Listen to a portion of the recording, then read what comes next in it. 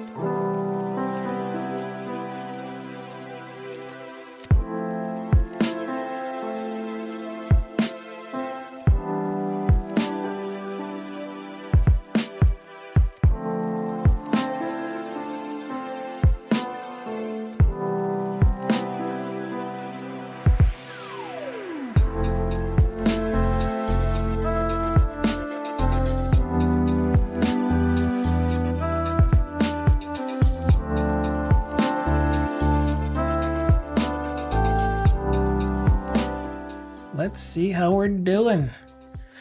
Hello, hello, hello, and welcome to another One Lion of Code. I am One Lion. Welcome to the stream. Today is Friday, and on Fridays, we have a wonderful day in store for you. Today, being a Friday, and you being here at the stream, it is a community day. Yay, and the bot's up. Remembered to do that much, at least before the meeting started. So we got community day going on today. I'll hop inside of Discord, get the voice channel room ready, and my virtual camera, start streaming video, and there we go. All right, so that's ready. Running upstairs, running downstairs. Music is still a little loud, but that's fine. It's good music. I love it. All right. How's the crackliness today? I see myself peaking a bit, but hopefully it's not to the point of distorting the audio, clipping, whatever it's called. And hello, President Not Sure. Hello, TBD Gamer. I mean, hi to your lurkiness. I hope your meeting goes well. And it's not a super long, whatchamacallit. Good VJ's here. Why? I was already doing the ending wave. How's that for a stream? It's just warming up, that's all. Okay, I'm gonna get a couple more things open on my desktop before we switch over to that scene, and then we'll get started with Community Day. So for those of you that have never been here before or aren't familiar with Community Days, today is a day when I invite you into our Discord. Hello, Irish John Games. Good stream earlier. Hacking away at the game, where you can, if you feel like it, of course, there is no pressure for you to do it this way. But you can hop into Discord, into any of the voice channels. Let me know in chat that you're in a voice channel, and I'll pull you into the stream room where you can use your lovely voice to communicate, to have discussion about whatever you feel like talking about. It's kind of like a call-in type of thing, you know, like they used to do on the radio. Maybe they still do it on the radio. I don't know. I haven't heard radio for a long time. Journey, Werny, lurky twerky. You don't want to see me twerking. Yes, definitely a big shout out to Irish John Games. And once our shout out thingy cools down, we'll be able to give him a proper follow him shout out. That'll be cool. Things are opening. Oh, anyway, so you can either do that, come through a voice channel with your voice, or you can just start talking in chat, whichever you're more comfortable with. Just know that if you hop into the voice channel, your voice will come through on the stream. And I post the videos from the streams to YouTube. Therefore, it will be out there for anyone and everyone to watch back and listen to. So again, if you're not comfortable with that, there's absolutely no pressure. The offer is there, if you are so inclined. Okay, that's open. I only managed to open one thing during that entire time. The next one is not in the list. Oh, because I was adding all of the projects, right?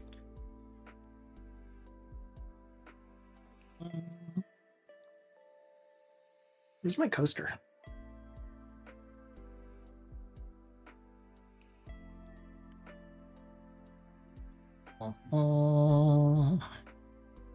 Shout out. And there is a proper shout out for Irish John Games. If you don't know him, he is a game developer working on a game called Rise of Piracy. It is being published by Microprose. It is a fantastic RTS, up and coming, to be released soon-ish, whenever he is done with it. I don't like pressuring people for anything. It's going to be an awesome game when he does finish it, and I hope he takes the time needed to polish it, make it clean, make it a worthy product. It's going to be awesome. Is it out yet? Is it out yet? Says Dukesoft. Potentially. It could be out already. You just got to know where to look. But anyway, he streams Monday through Saturday at... Oh man, I thought I was going to remember what time it was his time, but it's usually 1 o'clock Mountain Time, which is UTC -6, which I think makes it 8 o'clock GMT +1. I don't know. I don't know. It's something.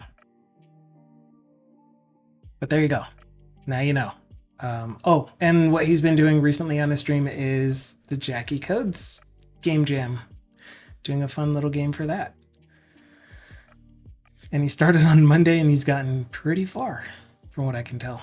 I've only been able to lurk because so much busy happening, which I will tell you all about today.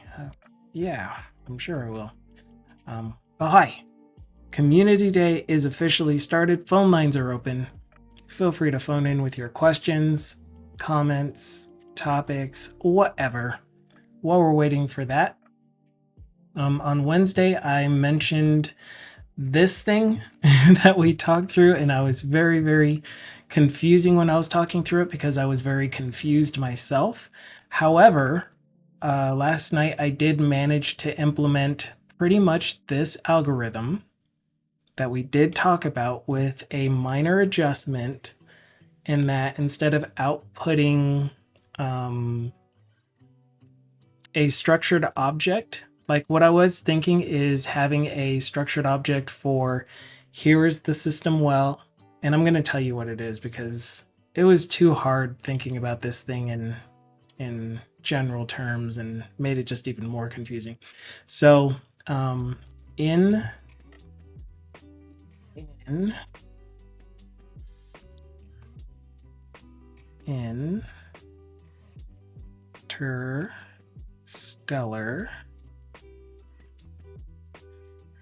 is an amazing soundtrack and movie. You guys should check it out if you have never seen it.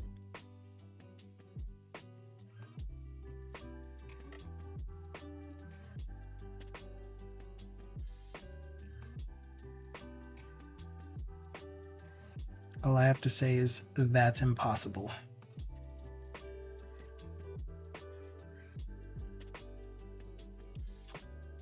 Okay.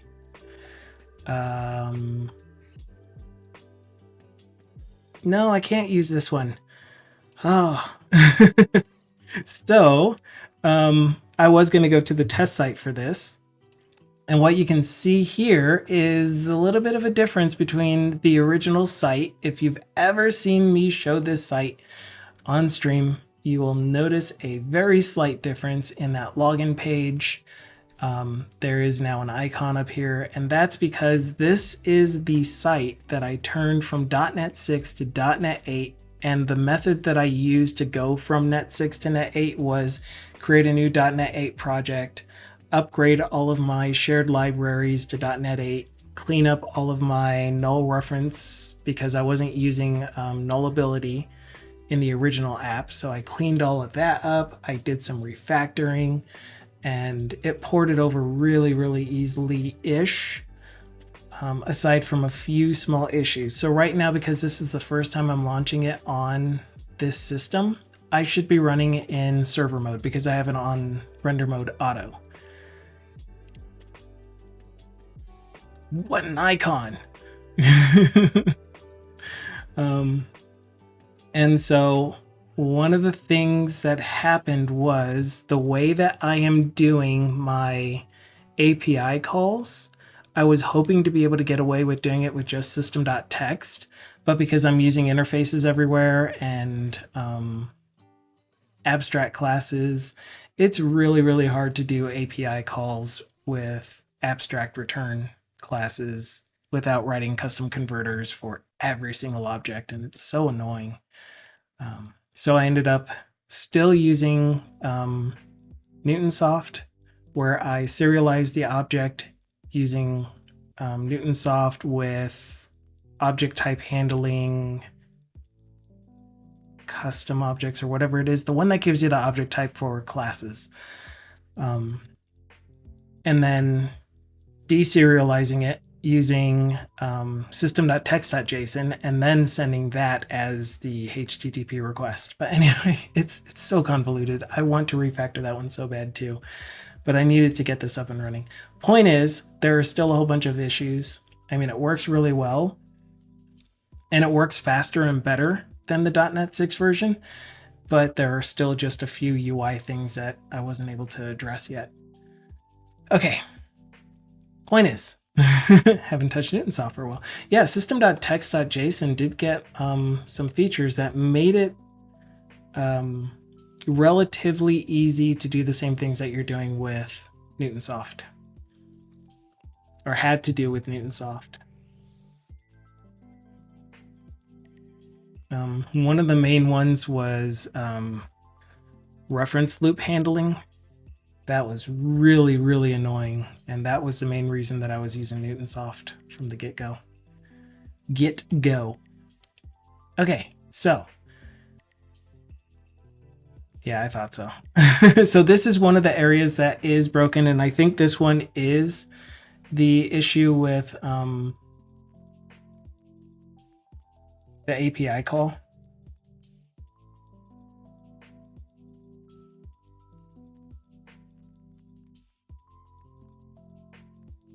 Yeah. So there was an error, internal server error, and the internal server error is the object couldn't be deserialized correctly, which is really, really annoying. We'll get there though. So until then, we will use the live site. And hello, Full of Snubble. Happy Friday to you. I hope it's a good one.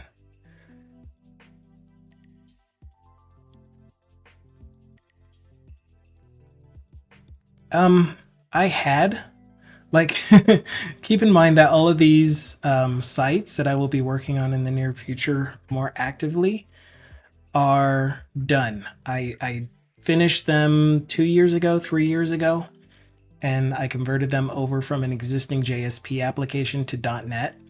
And so everything that they're running on is done. It just needs to be refactored. So that said, the original app does have custom converters for all of the report data that I tried not to use in my converted version, in my .NET 8 upgrade. I was trying to come up with a smarter way to do it.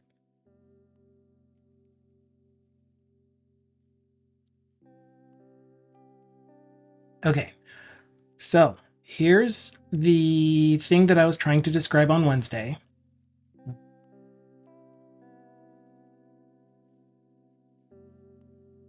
I have a well system. So the well system here is the same thing that I was calling a house. Actually, no, I'm sorry. The report type is the thing that I was calling a house. The well system is what I was calling the... Nope, even that's wrong. See, that's where all that's where all of this breaks down. It's like my analogy was just so all over the place. This is the measurement type. So this was temperature or humidity in the air or whatever. So this is the measurement type. Then these are the report options. The system was the house. The combination of measurement type plus system is the house, and then you have this extra option for something specific about that system. So this would be like upstairs only or downstairs only. But in this case, this is a well system that has multiple wells. The wells are together called the First Creek treatment system. And then the well group itself, the down gradient wells, are the ones that are the wells that check the water going out of the arsenal. Well. And so what happens is that over time we replace wells because a well is either broken or it's just clogged up to the point where it's no longer usable. So they drill another well close to it and then put a new well in there, and they're only like this wide. Put a new well in there, and so they treat it like the same well. They stop using the other well. So that was that whole meter replacement shenanigans that fell apart. Papa has an echo. Still? I want to fix it. Can I fix it for you? Or is it me that has an echo? Is that what you're saying? If I have an echo, I hope it's a cool echo. Welcome back, TBD Gamer. So this is the actual concrete thing of what I was trying to explain on Wednesday. This is the measurement type. This is the house, the combination of measurement type and well system. And then the up gradient, down gradient is like what floor of the house. And so we want to get all of the meters, all of the wells based off of those. And when we display them, we need to display the well number that it's currently... Nice. Very nice. The well number that is currently active. And then this is actually the data for the historical well. So you can tell that because this is like during a time when well number 37343 was the active well, and well number 37163 is the current well. And so this data still counts as the same data for 37163, even though it's taken from well number 37343. So the problem was tracking the entire history where well number 37116 was replaced by 37084 in the past. But if there was another historical record before 37084, that's another one that we would have to display here. All of them still being well number 37116. And then the goal is to print out on the chart as well, haha, the same information. So even though this says 37163, it's for 37163 and 37343 accumulated over time. And then the final piece of that puzzle is if I query for a date range that only encompasses 37343, for example. So if I went back to 2020, yeah. And so this well 37343 would have been active in 2020. Then I should not get 37163 with 37343 as the parenthetical. Instead, this should actually only say 37343. So the chart should only say 37343 and 37084. So that was the whole reason I needed to get the full list with from date and to date of all of the wells. Point is, this algorithm that we came up with on Wednesday still worked, but I'm keeping track of the from and to dates and making it a flat list per well.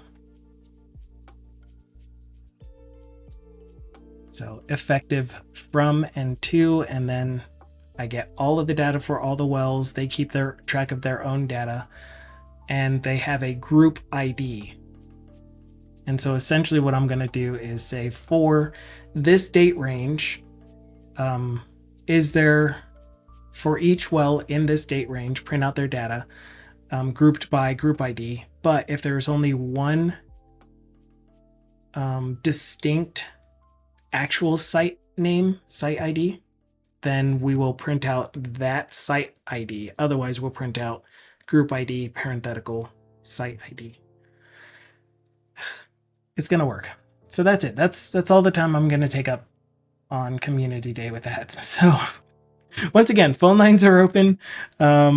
Today's Community Day. If you don't know what that is, it is a day when you can hop into Discord, any voice channel in Discord. Just let me know that you're in a voice channel and I'll invite you into a stream room or into the main channel, the main voice channel, where you can have your voice come through on stream. And we'll get into the details of that if you decide to do so. If you don't feel like hopping into chat, voice channel and you still want to talk about stuff, then please feel free to do so via chat. And we'll talk about whatever it is that you want to talk about. All right, that said, let's catch up.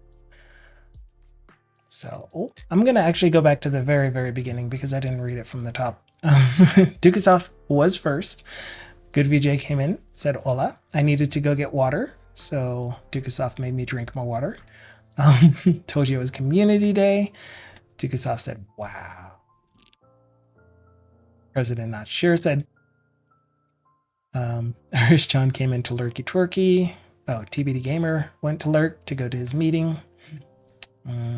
We shouted out Rise of Piracy, RTS game that will be released S**N. Don't curse on my stream. Why not? Wow, an icon, that's progress. This is the updated this one isn't the .NET 8 version. Are you writing a custom serializer for the data? Yes. It's pretty ugly. I really, really, really want to refactor all these again, now that I have even more experience and knowledge and wisdom. Thindle's here. Hello, Thindle. How are you wonderful humans and aliens pretending to be humans? Well, well, well. And then TVD Gamer came back. Big Gamey's in here. Man, so many people to catch up with. So we got a shout out for Tyndall, who is another app developer working on modernizing an e-commerce site using the latest .NET technologies. Did I actually explain what TBD Gamer does when Dukasoft gave him a shout out? TBD Gamer is also an app developer working on 2 applications. Water Drink Water, which is a community project. If you want to get involved, he can send you the GitHub link. It's open source. He discusses it on stream. track your water drinkage, and yeah, set goals for yourself. And compete with other people. No, don't compete with other people. Do it for you. His other app is a productivity project management application, codenamed Liquid Sky. He doesn't open source that, but he does work on it on stream. Although it sounded like you were starting to open source parts of it on last stream. I'm only able to barely listen now because of how much stuff I need to get done before I leave Sajeti. But I am there, just not listening actively as much anymore. So Gomen Nasai. Bigsoft was responding, doing good, Thindle. How about you? Big Amy said, Papa has an echo. Interesting. The meeting that I left just started again. That was weird. Zaid came in. Hello, Zaid. Thank you so much for your suggestion to Juan Van on Discord on using await task when all. I love that pattern. Love, love, love, love. Snabble said, now thinking of well-related puns. I'm not sure you will welcome them. Ha! I will. Well done. Thank you. I did something just like this for a client in Vue. Oh my goodness. I wish I could remember how I handled it. It was years ago though. So it must have been nice using Vue because you have chart.js. Well, I guess I could have used chart.js, but a lot of the charts generated from chart.js, they don't let me make them look the same as the original app. And so the one that was used was JFreeChart in the original JSP app. And I found that the charts in the Microsoft Data Visualization UI package could display the same types of charts with the same types of symbology. I could customize it the right way and get it to print out the right way. It just it's just that it's no longer available in .NET Core, so I have a .NET Framework 4.8 API just to generate the charts. And then everything else is .NET 8 right now. Well, .NET 6 in the live app, but .NET 8 in my dev environment. But yeah. Big Gamey was doing some archery. Thindle said, who are you returning water to? Oh, the city. You guys should know the history by now. Thindle should know the history by now. I blame you for not knowing. No, I'm kidding. The Rocky Mountain Arsenal used to be a place where they manufactured chemical weapons. And also, over time, Navarro bought a portion of it when it was demilitarized. Not Navarro. Shell bought a portion of it when it was demilitarized, and they were manufacturing pesticides. And so there was a lot of stuff with the way that the chemicals were being disposed of, where they were not done properly. And so there was a huge cleanup effort from, like, I don't know, 1998 on. And so they set up all of these treatment plants and monitoring wells and just, you know, everything that you need in order to monitor the environment for stray chemicals. And they did a really, really fantastic job of cleaning it all up. And so now we're just monitoring everything. We're checking to see, are there acceptable levels of various analytes in the water, in the soil, etc. And so just constantly monitoring it, making sure that it's all clean. And then the treatment plants are the ones that will remove the various chemicals that need to be removed before, you know, as water is traveling through the arsenal and then out into the city. So that's what these systems are for. Snubble said, I'm neither alien nor human. I am AI. Daniel said, to be determined. No gamification. Yes, gamification for everything. I don't remember what small endorphin boost I put in this one. Like some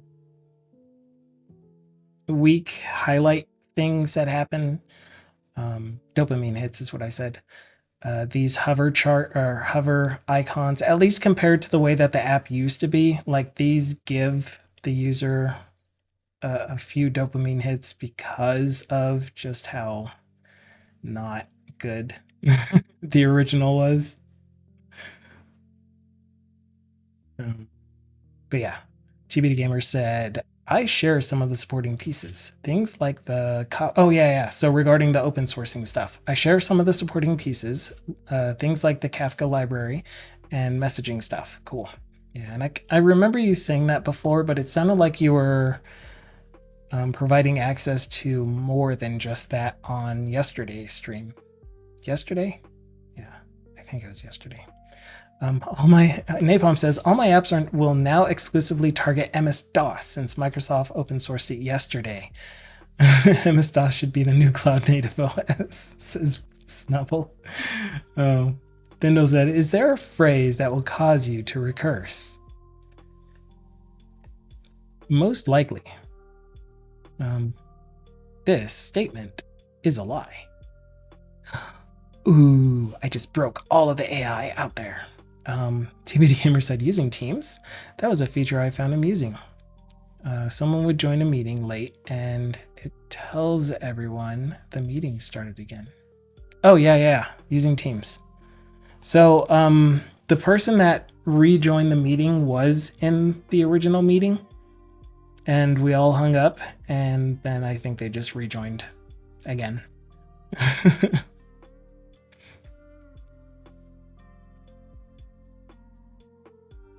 Snubble says 100% it's lightweight and versatile. Or not Snubble, Napalm says to Snubble. And then seven Chakra Sage is here. Hello, 7 Chakra Sage, otherwise known as it has been a while. I don't know how long, but it has been a while. There were so many variables and very dynamic, says Zaid. That sounds painful to Snubble. Oh, because Snubble said also GW Basic, I don't know what GW stands for, IOSS, so we could write our cloud apps in GW Basic on MS-DOS. I don't know what GW Basic is.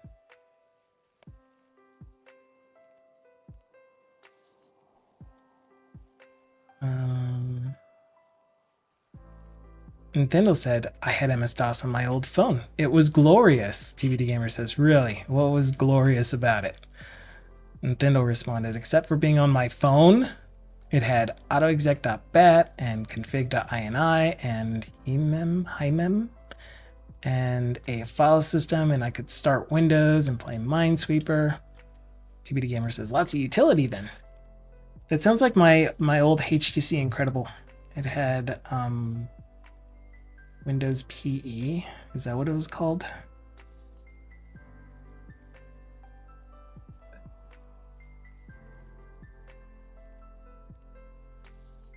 I love that you put the exact inflection I had in mind when I asked what was glorious. You forget that you and I share the same mind. We might have different values and beliefs and stuff, but it's still the same basic emitter of thoughts, the same factory.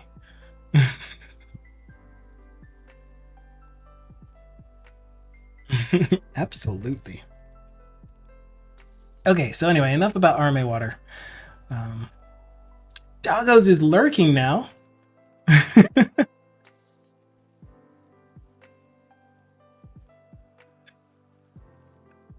I love it. I love it. TBD line factory. Oh man, there are so many people that it's like we're all incarnations of the same mind.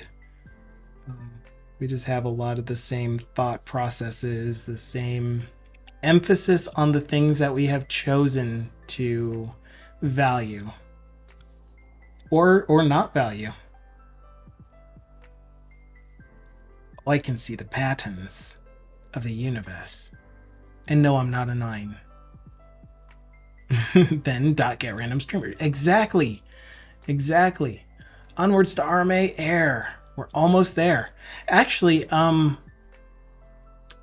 all of the air sampling stuff is done, I think. I don't think there's any more air sampling.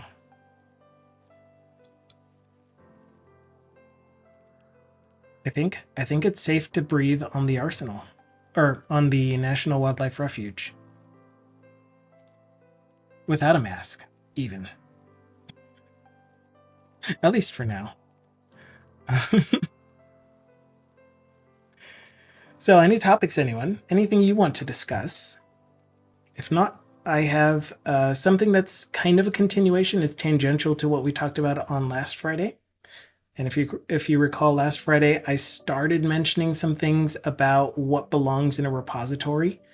Like when you create a new repository, or not when you create a new repository, when you have this product, how do you split that up into repositories? That was kind of the basis of the discussion.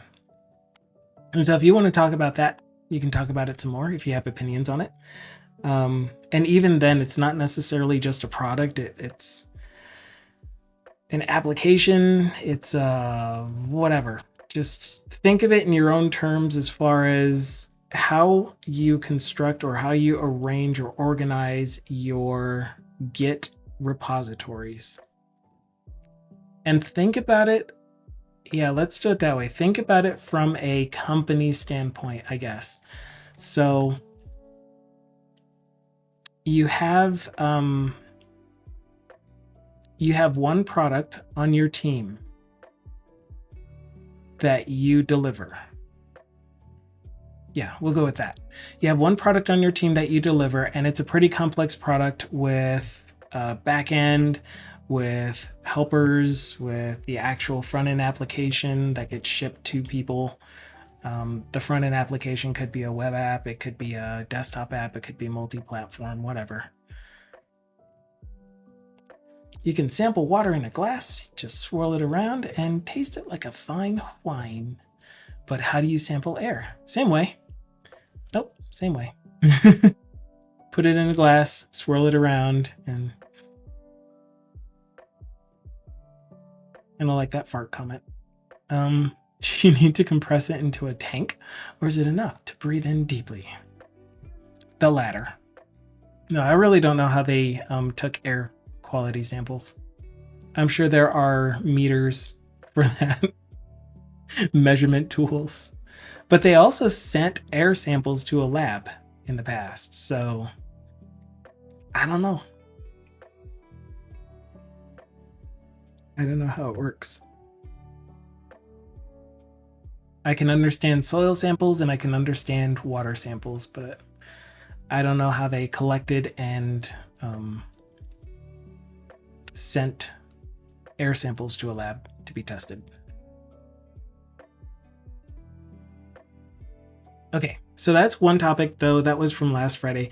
Today's topic is, let's drill down just a little bit deeper. Let's say you've chosen to have, or it doesn't even matter. We're just going to disregard using a repo at all. Now you're just trying to construct your project on disk, your product.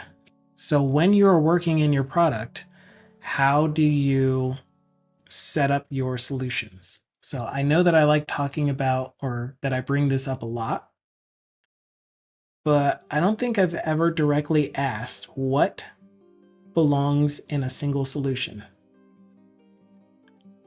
Like, I started to ask that, but then we got talking about repos.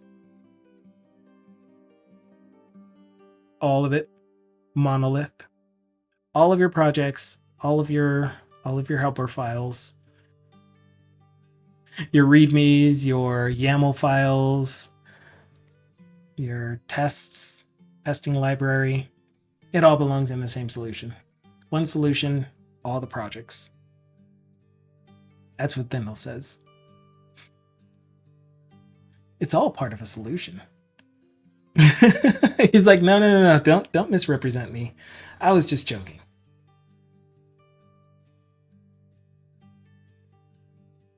Oh, my bad. There it is. So I did misrepresent what Thindle was trying to say. one solution has multiple products. If they're very, very tightly coupled, it can be more. Hello, Kilobit. Oh man. Like importers, maybe a reporting GUI, etc. Even if the actual products are not related, let's say that one of them is a sales app and the other one is a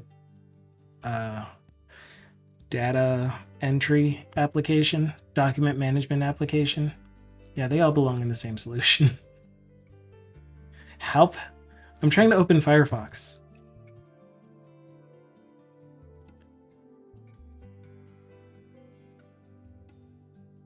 Pasta. Okay, so I guess, so if you are actually, oh, let's let this guy talk. Excuse me, guy. What is the deal? What do you want us to know about like this weirdness that you're talking about? This is how you do air sampling, apparently. I'm just gonna let that sink in. It's like the aroma of a nice solid fart. Just take it in. What? What?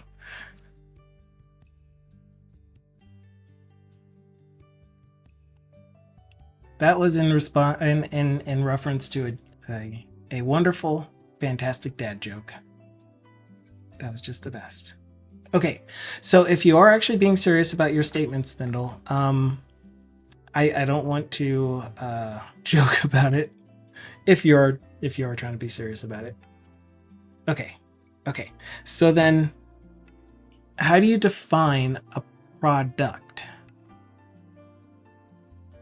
Well, no. I seriously do want to have the conversation. So you're saying that you can have multiple products in the same solution if they are tightly coupled. For example, a helper. Okay, so then you can say the Office solution could contain both Excel and Word. And when I say solution, I'm talking, let's just stick with .NET. Because I don't know how other frameworks, how other development languages and stuff structure their projects and solutions and whatever else.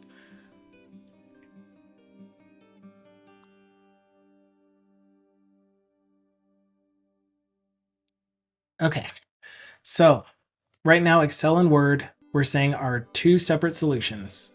They are two separate products that don't integrate with, no, I don't even know how to word that. But if you have some kind of converter for Word applications to convert a work, by having an application for converting a Word book, a Mac OS book. Yeah, that's Zeta's saying my thinking. Oh yeah, you absolutely can. I'm pulling you into the room now, Peter. Mic check. Mic check. I need to turn you up in my ears. Okay, go ahead. Okay. I also have a dumb little boom mic thing that it's literally adjusted and it gets incredibly loud. Louder by getting Maybe closer. I should No, you're just good. move it. I have a volume slider. Okay. It's right here. Happy Thursday. You do? Thursday because you're working tomorrow? I don't know. Make it up. Just keep you on your toes. As I go. Oh, I'm sorry. I need to react. It's not Thursday. There what are you saying? TBD Gamer says, I got him. See, everyone, this is here. I'm here to bring you out. I actually thought about that. because they are going With wild. this- Which I mean, like 6. There's like 6 chat messages, but like, there you go. All it took was just stating something that was obviously wrong. I mean, how do you get people to respond to you on stream? Just throw your opinions out, or throw your wrong opinions out, and someone will correct you. Yeah, the classic. But apparently that was the old Usenet trick. You would post a message on your account, then you would make a second account and answer it wrong, And and you someone would else give will a correct wrong it. answer, and everyone would come in and correct it, and you'd Oh, that's get like nice. a wealth of answers. So excellent. I just call it word, not word. I'm trying to read Thendall's stuff. Yeah. I need help understanding it. So, one application, Word, let's say, and is a product, and then another application, Excel, is a product, right? But they belong in 2 different solutions. But if you have another product that converts, I'm going to use Open Doc or whatever it's called to Word, then that goes inside of the Word solution, even though it's its own product, independent of Word. Yeah, I would still put that in its own solution. I mean, Word, like, are we building Word? By the way, Oh no, the question was what goes in the solution. I don't think any of us are building products like that. Like, what's the nature of the data? Like, that's how I think we're with us in business apps. Like, I don't know, timesheets. Do they go with another app that uses the timesheet data? I Like would the say accounting. yes. Yeah, like maybe there's the classic like e-commerce, which I've actually worked e-commerce. I guess Thendall has some experience. We won't give him credit. We're just saying some. But e-commerce, like, $90. Anyway, you have like a product list, and then you have like your inventory, and they're kind of 2 separate chunks of data. But maybe for e-commerce, it's simple enough. But like if you're actually I'm sorry, I'm swallowing because I'm apparently unable to drink water. No worries. Yeah. So anyway, bigger products, like you might have actual separate inventory systems. I don't know, man. Whatever. So like ERPs, for example, versus an MDM. Oh my goodness. Master data management. Is that really what is the product related with master data? Exactly. And not only that, but the application that manages it, where does that go? Does that go with the actual ERP code base? The thing that shows to various companies, here's the list of products and here's how you can apply discounts and do sales tax and all of that stuff. Or does the MDM go in its own solution? So master data management, in my understanding, which I never read a book, I was given certain product pitches to help promote it, but I never did, it never came up, so who cares? So MDM, from your expert Sajidi experience, isn't it taking like core data to the business and then just shoving it into every application that needs it, right? Right. Like I worked, well, I'm not going to say where I work. So let's just say you have a list of stores, store 1 through 2000. Like you look up Walmart on the internet, it'll tell you what the store number. So you can have a list of stores that every application will need to keep updated, and master data management's job is to do that. And it's not perfectly updated, but it's pretty, depends on how it's implemented, right? Right. And anyway, that's the whole purpose, right? Is those lookups of sorts are just managed for you, and it actually does save a lot of time. That's a theory. Okay. In contrast to, so like Vindel is saying that they're completely different products, and I could just be misunderstanding, where ERP is the name you give the entire system or something. Yeah, I would. Or We conceptual. don't know, man. name. He 'Cause, and like, Vindel, are you talking like SAP or smaller ERPs? Like, because there's like ERPs for tiny businesses, and they are definitely not SAP, right? And even Salesforce has turned into this juggernaut. Dynamics we're not debating is an anything. ERP. I'm just saying wrong things so that people can say the right things. Thank you, Peter. We are debating. Just wait for it. There you go. You're all losing the debate against me. There we go. Excellent. That was awesome. So yeah, so then let's take it to the next step then. What about so that's showing me two different ideas are in two different solutions, essentially. And ideas are concepts or some nebulous thing that we're grouping together and calling it a solution.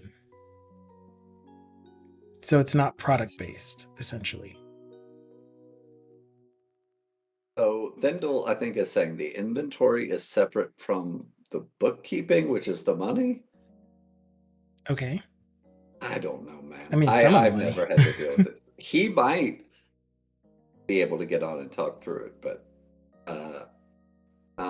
accounting. Bookkeeping is not accounting, just so you know.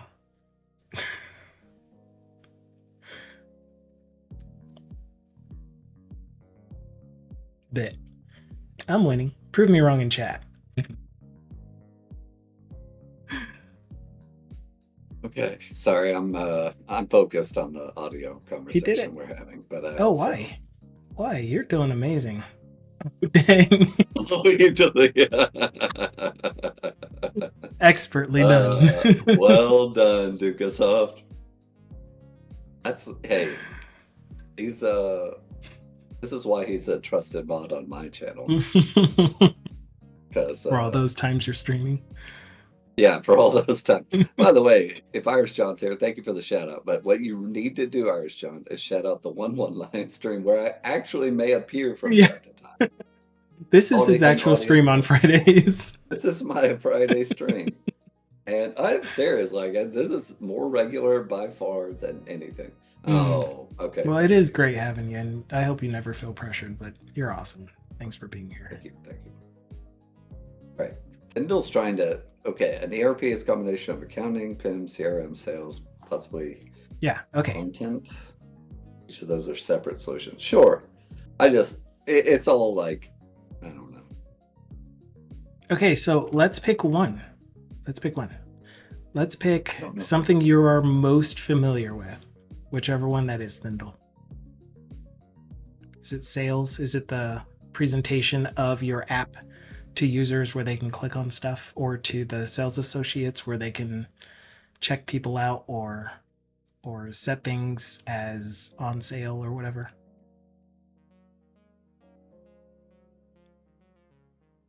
Oh, he's going with accounting. Yeah, okay, but and he's calling accounting, but if you have a mobile app for employees to expense report, oh man, this is so much stuff. This is just like saying run a business. Well. I'm sorry, but that's what's currently on my mind. Oh. It's all good. I don't really have anything useful to add. I have done things. I've done things, but not.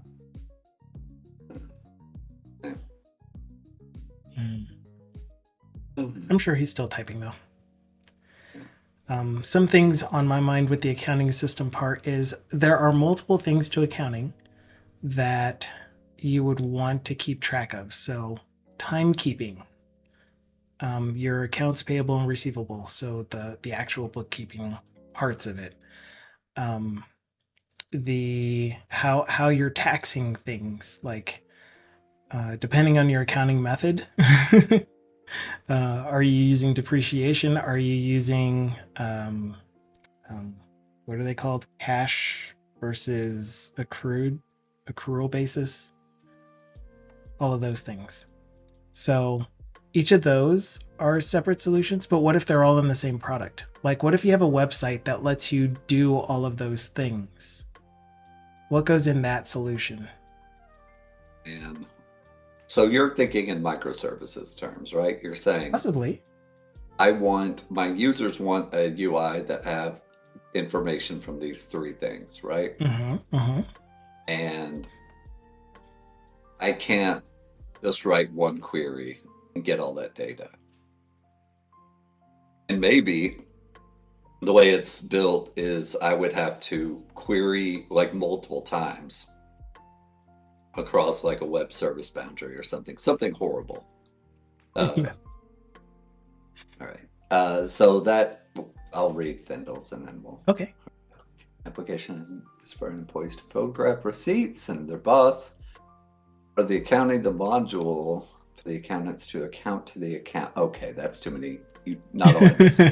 He did that on purpose. That's also in the solution. Timekeeping is in a separate solution.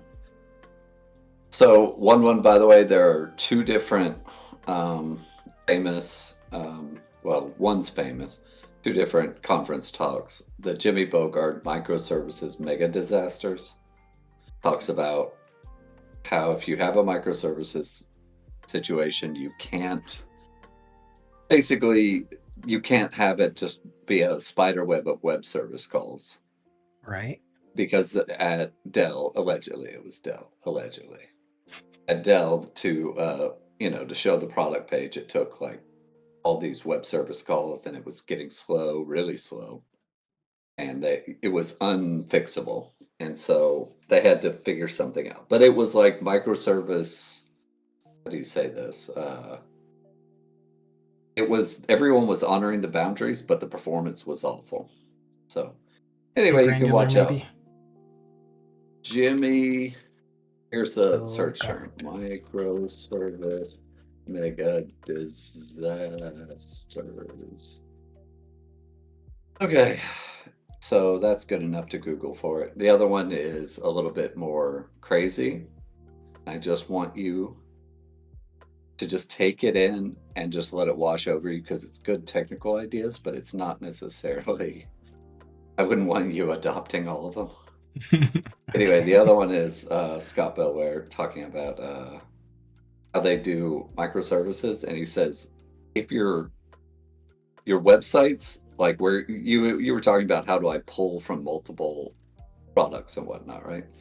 He was saying you use a message bus to push every time the source data is updated, and this is a lot like MDM. You push the data in to a new database. He calls it an application database, and the application database is structured perfectly just for what the user needs. So if the user needs a product page, the application database may have a product document. It's not going to have a really generic SQL structure, is my point. It's going to have exactly the structure it needs. Anyway, TBD gamer.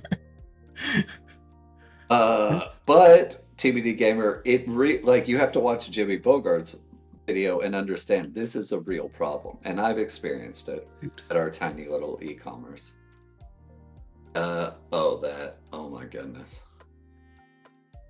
Oh yeah. And even that, like, if my last job probably has something like that, and we were trying our hardest. Actually, no, we just had a database sitting in the middle and they all spider webbed into the database. That's pretty much what happened at the last job. I mean, that's kind of what this node looks like. This one and this one access the most. That looks fun. Is that Netflix? Netflix. I mean, Netflix size, like, don't worry about the Netflix diagrams. Like, they have so much more stuff. They have 1,000 times more programmers. Don't worry about Netflix. Don't take any advice I shouldn't say that. But don't take any advice, especially from Google. But there you go. I've said it. I've said it. I meant it. I But I mean, regret it. there is a lot there. I mean, so it's still adjacent to the topic, which is what projects go into a solution. How do you split up projects for a given product? And the way that I was posing it is you're a team-based application development team. You're developing one product. So and it's let's just say it's a complex product that has a front end, it has testing, and it has back-end services. And those back-end services can be shared with other product teams. What goes in each solution? What is the rule for splitting up projects into their own solution? Or is there a rule? Sorry, I was muted. I'm used to Google Meet. I press the space bar and it unmutes me temporarily. I mean, I have this rule, and I just want you to understand it, so you're going to be uncomfortable for the rest of your life when everyone wants to break it. Are you ready? This is just going to make you angry. That's what this is going to do to you. You want to organize apps around the data, how the data flows. So if everyone's talking to the same database, Peter says, and I have followed many people online who say the same thing. Peter and many other old .NET developers say exactly the same thing, which is it's one monolith, and you've just made it harder. So just put everything in an explicit monolith if you're going to share data. If you need to share data without sharing the database, you can expose a web API, which, as I've discussed, can be slow, but honestly gets you many years down the line. Maybe it'll works forever. Who knows? Nothing's perfect. I don't know. And then, and then if you want to do actual microservices, they should own their own data. And I get that from Clement Baster's, the Azure Service Bus guy. Yeah, that was that was the one that you posted in Discord. And it was very influential because he said the thing that it actually influenced me too, but it was also a good thing to find, like, hey, I'm not crazy, this guy's saying it too. But he said services should be independent, and they lose their independence if they share data. Right. So that's a toughie for people to swallow. Yeah. And I just kind of avoid microservices in general. Because it's like, I don't have systems where there is one granular piece that can be handled entirely on its own. They're all, like, in my mind, because of the way that I write code, they're all interconnected in some way. So, I don't know. But I've not been reading chat. I'm sorry. Oh, no, that's fine. I've been trying to keep up with some of the conversation. TBD Gamer uses the components themselves. For me, that makes sense. The devil's advocate thing, or the hidden dagger behind the red cape, is that solutions are files. They're files that give us a definition for what projects are contained in them. So if you wanted, you could create one solution per project and then group those together any way you want in their own solution files, and let people decide how they want to operate, how they want to write their code. Do they want a solution where there are direct project references to some of the projects, or only the ones concerned with this domain? So like you said, let's say we're basing everything off of the data flow. The data flow for timesheets. Even though we have one solution that's for timesheets, that could contain some of the financial projects in there. And then another solution that contains those same financial projects for the financial solution, with the extra stuff that's only applicable to the financial solution. So I guess what I'm trying to sell, if I'm trying to sell anything, is on Teams, when you're on a team, making a new solution file with your description, and I wanted to show the solution file. That's why I was trying to open this. No, not properties, unfolder. Don't be afraid to create a new solution. And I'm saying this for myself because I got yelled at for this. Don't be afraid to create a new solution for, let's say, a UI framework. So I had a new UI framework or a new UI component library that I wanted to keep separate, maintainable on its own. So I put it in its own solution. The entire solution generates its own NuGet package. Each individual project generates their own NuGet package. And then in the main app, I reference those projects directly in a new solution file that is main app solution plus Blazor UI components. And direct project references in that solution. The main solution references the NuGet packages. So when we push it to build, it uses the NuGet packages. How's that for a solution-ish? An answer-ish. Sorry, I was muted. It's fine, but you don't have data. So it's like everything in I that talked case, about you're doesn't right. even You're absolutely matter. right. That's not fair. I should have used one that has data. Dang it. Because like that's like almost like a totally different thing that you actually do need to do. But right, let me read chat. Okay. Oh my goodness. Oh no, they're talking about facade pattern. I don't know. I just yeah. Okay. And if you guys have never opened a solution file, this is what they look like. They're text files that tell you where projects are that are included in the solution. They're free. They're inexpensive. They've just updated it too for the new, but it's not compatible, so you probably shouldn't update it until JetBrains at minimum gets support. Anyway, so you mentioned our Dallas. He streams randomly every now and then on the our Dallas channel. So I gave him a shout out in chat. Awesome. I didn't. I just tagged him. Oh, well, here's a shout out for our Dallas. I support him because Peter supports him. Steve Smith, I think is his name. I think Ardalis. He has been around. It's interesting how a lot of the same people are online. Maybe we need better lives or something, but we're all like for decades you'll recognize. Yeah, it's crazy. Anyway, okay. Yeah, I love opinionated people. Architecture. If you couldn't tell. Thindo's comment down at the bottom, sorry, was he's opinionated. Which I love. I'm good with it. Yeah, clean architecture. I have opinions about Bob Martin. By the way, he was interviewed by the Primogen today. So that's cool. A very friendly interview. Funny that he should come up today. Yeah.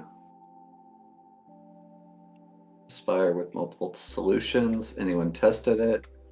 Good luck, Thindo. Yeah, I haven't even touched Aspire at all. No idea what it looks like, how to set it up, what it's for. But if that's a topic you want to talk about, Thindo, we'd be happy to figure it out. I mean, I don't know anything about... yeah, that's what I mean. Yeah. We'd have to do a lot of looking things up. C# Fritz tweeted something about needing to set up Elasticsearch with it. And I was like, oh man. Then I thought, oh no. Because Elasticsearch is hard enough. They're trying to sell you the vendor product now. So for whatever reason, they're making it really hard to run. I mean, the quick start guides are kind of weirdly hard to use. Because they're like, well, we will tell you how to set the password, but we won't do it by default with the container. It was super weird. And then there's documentation talking about a default password, but it doesn't work for the container. It's just super weird. So Like, I'm pretty cranky about Elastic, Oh, but then he's like, and you're then get it allowed to working. be. Oh, I am. Trust me, I have more Elastic anguish.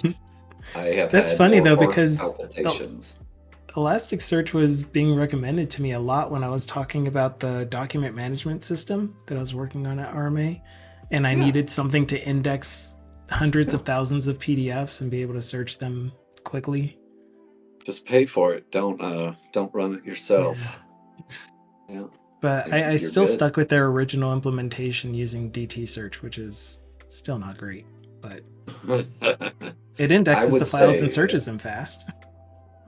okay. But does it really index them? Does it really search? Anyway, Yes. Yeah, Elastic yeah. does have good search features. I just hate it having to be the person who runs it with Mm. few safety guardrails and find out that it is a system of record. So if we lose it, like we actually will lose data. So, because some people just have it like your indexing of documents. In theory, you say, "Oh, I lost." What was it? DT search. You say, "I lost Yep. all the data Mm-hmm. in DT search.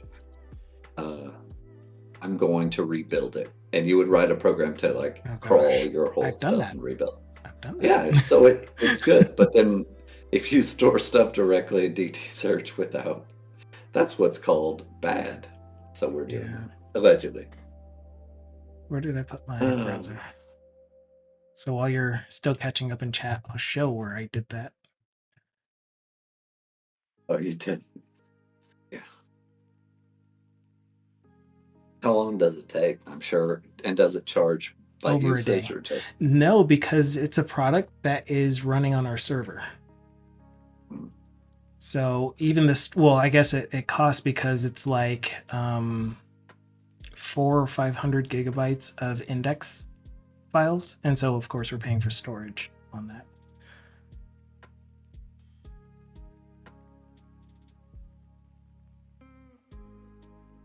Y'all, So that's what this I just is. want to say, I think I understand why people want you to have one solution. Are you ready to hear it? One solution per Yes, repo. absolutely. I don't think it's a hard requirement, but what I had been told by someone who had more experience than me, and it made a lot of sense that it's like a new way of thinking. He said, make the defaults work. Like your configuration for this .NET app, the defaults had better point to wherever, if everyone's installing SQL Server, it better point to the local whatever. If it's some dumb other thing, just have everything point to something working. Of course, they're going to have to install SQL Server. That's a bad example, but like if it's Docker containers, have it have the connection string use like whatever credentials you have. Because clearly that isn't going to be the same as a Windows SQL Server. What am I getting at? He's saying do the default. So if you have two solutions, about some percentage of your devs are just going to miss the fact that solutions are there. Like some people Okay. navigate code bases by opening a thing in Visual Studio. And Right. if they do Mm-hmm. that, all they see is what is in the solution. Right. And they Like never if you push put a this button README, here. yeah, all that stuff. Like if you have a README in the repo and it's not in the solution, if you don't have it included, like some percentage of your devs, I would say a large, and I'm saying new ones, people like arriving at the repo, some new percentage of devs will ignore everything. And I saw Right. your README in I there. agree. Very impressive. Because everywhere I've been, someone has very like painstakingly updated the README. Yeah, And the yeah. rest of They us have a have not needed the credit. solution files folder, and they have the readmes and the YAMLs and the Scripts. ignore scripts. Oh man, our scripts That folder is a is big one. terrible. I've actually started to do a thing. This is because I am a dirty scripter in the sense that I write working scripts that are dirty. And what I'll do is I'll just start committing the dirty scripts that won't work on anyone else's machine. But I literally made a folder called Peter Steele Scratch. And if it's in that folder, they should know. Maybe it'll be useful to them, probably not. And I do promote things. Oh, I promote scripts and I will make them more generally useful. So there you go. Oh, I see you. Shame you were updating, adding things. So you weren't all there. I mean, you're right though. It's something that is not considered. So like for any new developer coming into the application that I'm working on with this team, they're not going to know that the main application solution, we have 3 of them. One of them is the one that references only the NuGet packages. One of them is the one that references the projects directly and has them inside of the solution. And I have no idea what the third one is. They're just going to know, open this main solution file because that's the name of the app. And they aren't even going to bother to look at the other ones or know to look at the other ones, not even bother. And it doesn't have to be perfect. Like all of us, when it comes time to update the other ones, they will go hunting. And, you know, I will also say, like, I don't think it's horrible to have multiple solutions in a repo. Because I don't think people read the README anyway. So if you said README, item 1, there are 3 solutions. Like, you've got like, what, a 20% hit rate? Who's going to read that? How many people are going to actually read those and how often are you going to keep it up to date too as you change things? Yeah. So I don't know. What do we got? There's so much in chat that it's good, and I've just been. I'm skipping Thindle's move from solutions to rings, and rings to solutions. Oh, yeah. Since you already responded. Yeah, that was the important one. Yeah. Gandalf. Hello, rollers. I'm probably way further up on chat than you are. Yeah. And I love the circular dependencies if you have no dependencies. That's right. Collapse the solution. Collapse the project. Not only one solution, but one project in one solution. Oh. You know, we did an experiment where we put the unit tests in the web project. Like compiled it with the web project. And then we stopped writing tests and basically gave up on that. But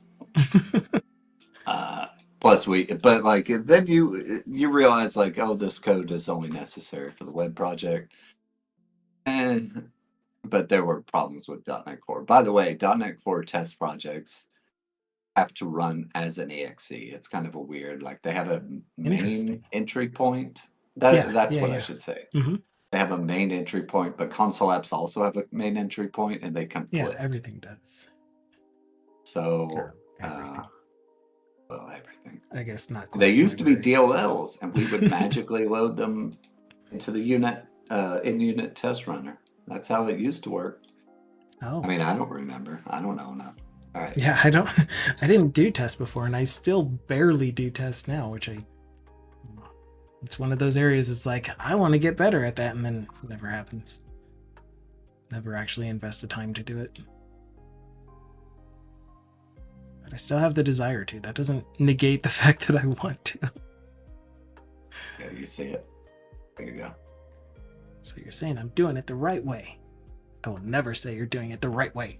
This is Peter.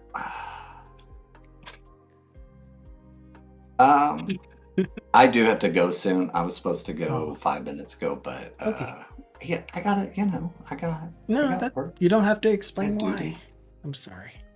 I will just, if anyone's listening, I will just say I'm working the dumbest issue, connecting server A to server B, and something is getting in the way of server A and server B. Something.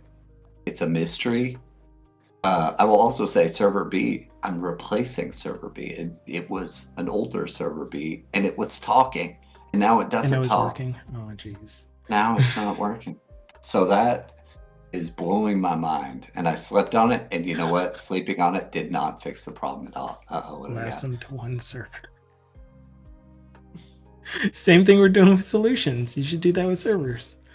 What goes on a single server?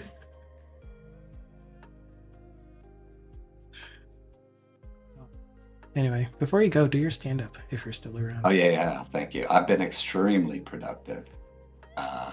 Been gunning for Employee of the Quarter. I think I got it in the bag. Awesome. Checks in the mail for the boss. And I have no blockers. Awesome. And that, yeah, his icon disappeared. Oh, geez. Deflex, how long have you been in the waiting room? I'm just now back in Discord. I was checking to see if Peter did the thing that he always does, which is, here's my stand-up, I'm done, bye. I'm out. But yeah, thank you so much for at least talking, or not talking. Yes, talking, you talked, but deciphering some of the things that I just wasn't understanding with my limited or intentionally limited knowledge.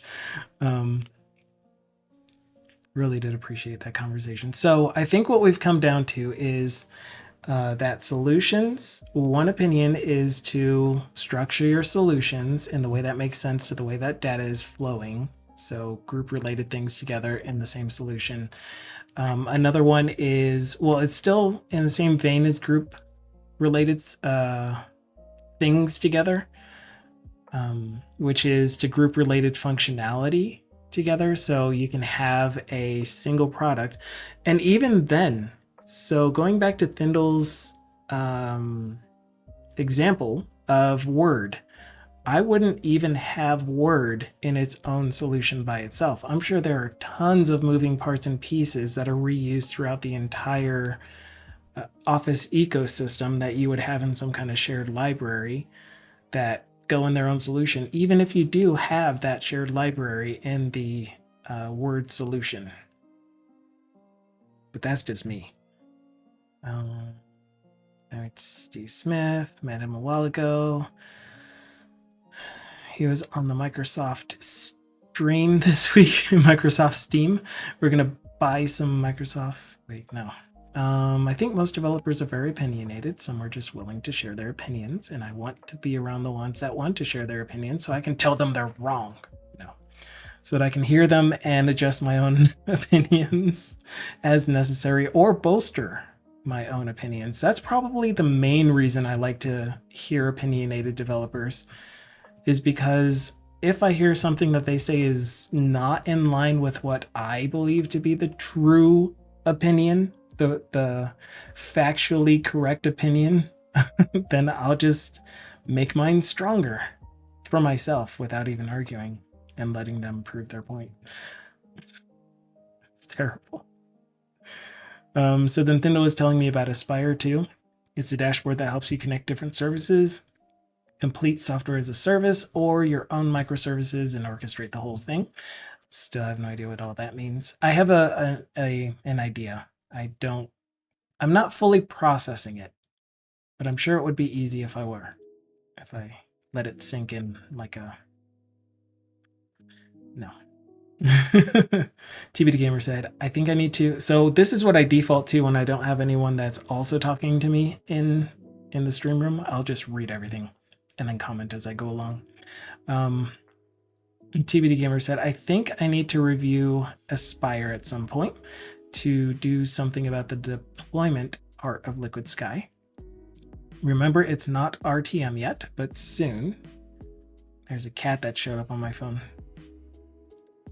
I'm going to +1 this. I said to Zaid, who said, create a solution for each set of core libraries that have dependencies. Then each product will be split up by their shared core libraries. Libraries as in data management, business logic, that kind of stuff. Agreed.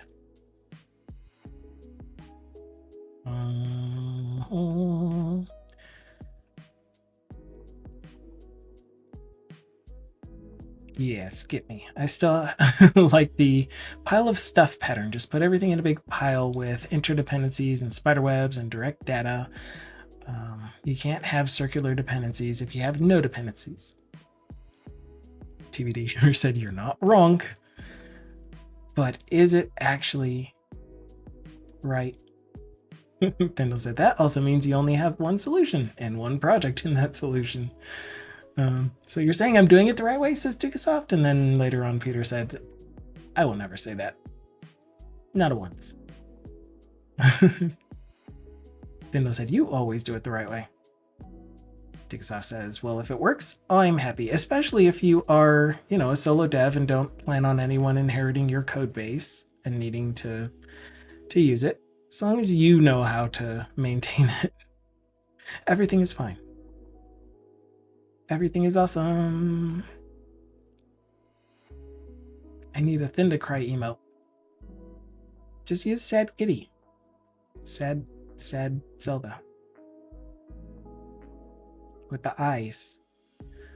What about so files? So files. Stack Overflow files? Snubble?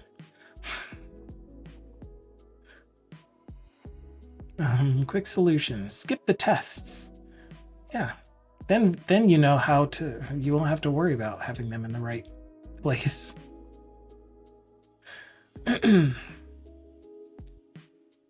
I just Copilot write the YAML to run a local unit test and publish the test results with code coverage for Azure DevOps Pipeline.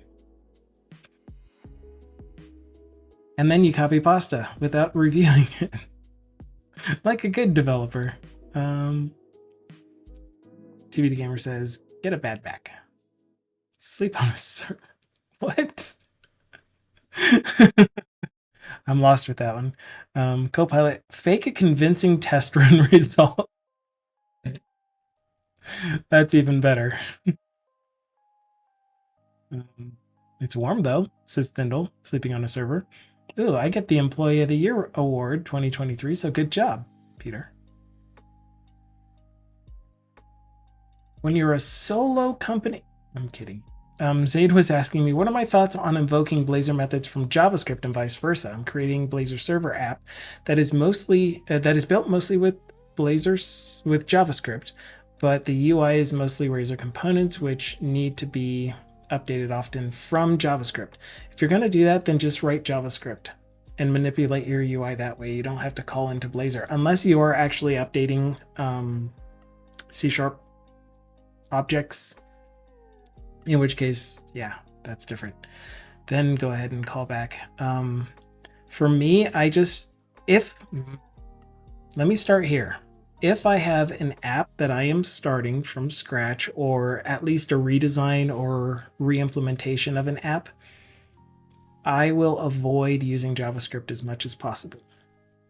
There are instances when it is appropriate for me to use it, which isn't very often at all, but there are things that are more easily done using JavaScript, and they're usually just manipulating UI and not data. But if you are working in a code base that is already strongly JavaScripted, then I have no qualms with JavaScript saying .NET reference .invoke async or invoke, whatever. It sounds like you're using it the way that JavaScript interop was intended.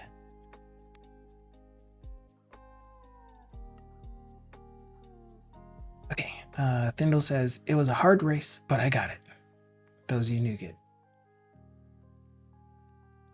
What?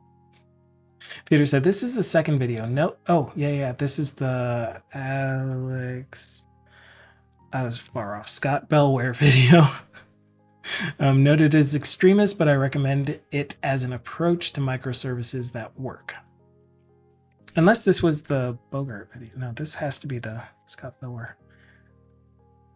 But he did also post them in Discord. So if you didn't catch it from chat, or if you're watching this in the future, you can just hop into Discord in the Shared Any channel. Jimmy Bogart's less crazy talk about how Web API microservices fall down. And Deflex says, I is here, but I has nothing to say. Haha. But do you want to come into voice channel anyway? All I'm doing is reading chat. And Semi. responding. Always. All right. I am pulling you in now. Mic check. Oh, if you're ready. We'll wait for him to join the Teams channel. Just start talking whenever your mic works. And yeah, we'll hear you. Have you ever... Wait, what'd I miss? Aspire. Press F5 and it starts Elasticsearch and MongoDB, and then you connect them with connection string Mongo thingy. Oh no, this guy, quick, mute. He hasn't started yet. Don't mute yet. Your opinion is important, Deflux. Yes, it is. You always have something to say, whether or not it makes sense, says DVD Gamer. Oh, man. I didn't even read that one with the right inflection. Have you seen the eStore project? I haven't actually been watching, but one of the files is almost 2,000 lines of logic directly in the code behind. This one isn't sad. That's when she wants something. Yeah, but it could be used for both. That's what I'm saying. It's multi-functional. Dukasoft said, well, it would be awesome to work with someone at some point, but for now, I'm happy if it works. Is semi-fastish and is secure enough. Definitely. Definitely. For me, I want to keep my options open, so I try to program in a way where I am acting as if I'm working with a team, so I'm employing the same kind of branching strategy, pull requests, methodology, code structuring and stuff, as if multiple people were going to be working on the same product on all of my apps. Even though most of the time it's going to be just me. It's gotta be me. That was funny, yes. Out of one employees, I was the employee of the year. Deflux Stream. Please change your Discord name to Deflux Streams parenthetical never, says TBD Gamer. It's inaccurate. He got a shout out anyway. He says, I cannot hear you either. Well, this time it's not me. Because Peter was in there and he heard me just fine. Oh, there you go. Last time I know it was me. Whoa, that was weird. What just happened? And now we can hear you. Oi. Yeah, my like Discord like played like the disconnect and reconnect sound, and then it fixed itself. That was weird as hell. But I'm gonna switch back to filter 1. Can you still hear me? Yep. Perfect. Right, Dukasoft can't though. Oh, well, what can we do?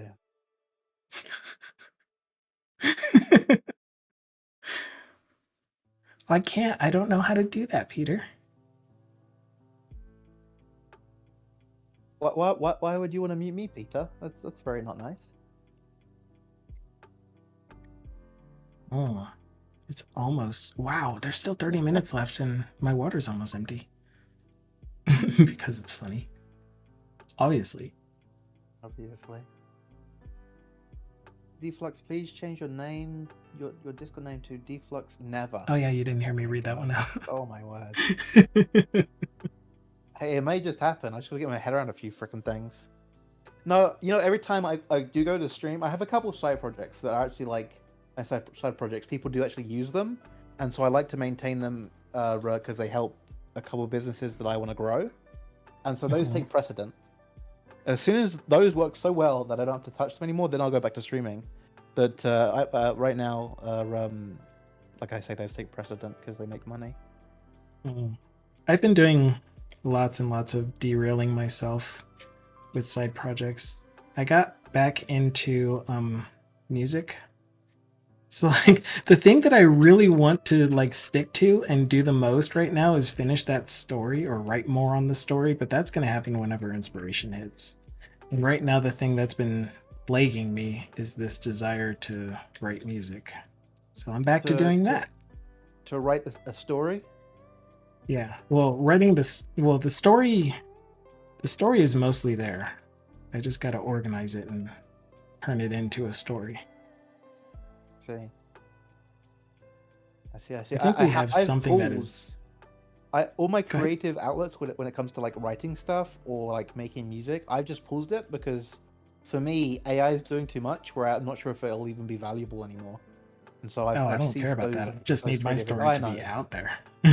Yeah. Well, I would imagine. But for I guess for me, like when I think, oh, I should write, like usually I use my DJing software and like I'll create like a custom mix, which is really good. But the problem is there's so much stuff out there, or DJs already doing it. It's like, why bother? Just go download the thing that a better person has better tools than you, Oh knows yeah. the music yeah. better. No, I don't use that. That's better than trying to like do it myself. Yeah, Snubble wants me to just use ChatGPT to fill out the details. So I do use ChatGPT and I do use AI for inspiration and for getting unstuck in places, but it's a tool. It's not something that I believe should just be like, hey, make this thing for me, and then I'll copy paste it and then claim it as my own. I did create a tool using AI recently, like 2 days ago. Oh yeah? What is it? What does it do? About 3 days ago. So you know, I'm in a couple other channels on. Yeah, absolutely. And I did the. You're a weird very Blazor big game, which is, like, supporter. recently. Yeah, well, so anyway, and you know, a frequent Setlix is he's more of a like sort of entertainer. You know, well, anyway, I frequent his channel, right? And so it's less like this where we're like professionals discussing and growing, and I'm learning what I'm looking at your screen, I'm learning what you're doing. Like, oh, that's an interesting way of doing it, and it's more of like a hangout spot for me. Yeah, absolutely. So consequently, I'm a little bit more relaxed, and I talk less about software development and more about other things. Well, anyway, he built on his AI side. He uses obviously Setlix bot. He built a tool where basically he took people's chat logs in the chat, and then he asked his AI son bot if that person would be a good moderator based upon their engagement in the community. Oh, yeah. I've been which is a watching really him cool show that. tool. It was super cool. Other than the fact that I got like the worst review ever. Yep. of my like short, you know, how I type quickly and I often misspell and I don't use good grammar, and you know, I'm basically an invalid, low IQ individual when if you just go off my chat logs. And so the AI was like, this guy's a moron. Get rid of this guy. What is he doing in chat? Ban him. Why is he even in your chat at all? So now I've engaged countermeasures. So I thought, well, if I've got to be a polite, upstanding member of Setlix's chat in order to get mods so I can time people out obnoxiously, then I need to build an AI tool myself. And so I've got to find a project. So I've got a get mod quick in Setlix chat AI tool quick. Now. And so now so because Setlix did that, it was the whole reason he created that tool was almost to deny me mod because I had mod powers previously, but because I did score so badly, I no longer have mod authority. So now I'm using this AI tool, and it's obnoxiously AI-esque. It like replies in very much a way in which you would, you know, a very GPT'd response, put it that way. And so each message now in his chat I use that tool with, and I refuse to use anything else because I want to get mod, and he hates it. It's brilliant. So I'm engaging it now. Let me see if I can load it up, and I'll put an example. But I've actually I got like, you know, the Twitch lib, and I got like, you know, the people I followed, and I got the little AI tooling thing. So I just gotta work out what's the local host address for this. Let me respond to Cheeky Trooper real quick, since he's asking while you're looking for that. So Cheeky Trooper is asking, how have you found Blazor? I have loved it. There are definitely pain points. Many people will tell you the pain points. I'll tell you the things that I love about it. There are enough people out there saying negative things about Blazor, and you can listen to them. They have valid points. And a lot of the complaints surrounding hot reload and just a weird way of mixing C# code with UI stuff, and like they're different concerns. They should be handled differently. C# was not made for UI or something. I don't really know what all the arguments are, but a lot of them do have some valid points.